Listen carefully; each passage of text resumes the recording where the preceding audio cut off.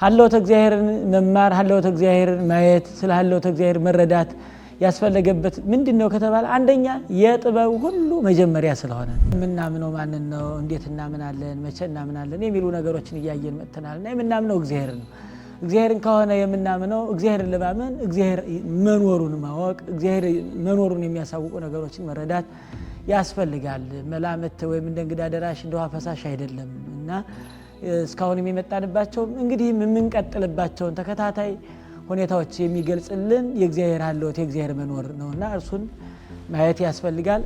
አባ አንጦንስ በሆነ ጊዜ ሰዎች መጥተው እንደው አባ አንጦንስ እንዴት ብለህ ትኖራለህ ወይ የምታነበው መጽሐፍ የለ እንደው እግዚአብሔርን ለማመስገንስ እንዴት ትኖራለህ አሉ። አይ እኔ እኮ ከመጽሐፍት በላይ የሆኑ እነዚህ ስነ ፍጥረት አሉ። ስነ ፍጥረት መጽሐፍት ናቸው። ነገራችን የሰው ልጅ ሊማር የሚገባው በስነ ፍጥረት የተማሩ ብዙዎች ናቸው።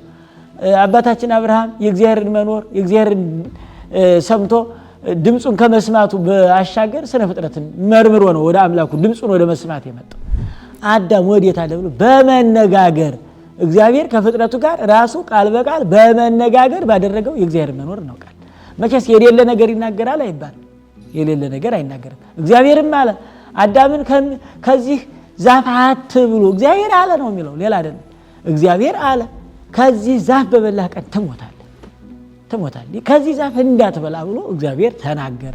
ስለ ሰዶም ከተማ እግዚአብሔርና አብርሃም ተወያይተዋል። እንደው 50 ጻድቅ ብታገኝ እንደው ሰዶምን አትምራትም፣ እንደው 40 ብታገኝ 30 እንደው 10 ልክ የቡድን ውይይት ማለት ነው። አብርሃምና እግዚአብሔር የቡድን ስንት ሰው ብታገኝ ነው እቺን ከተማ የምትምራት?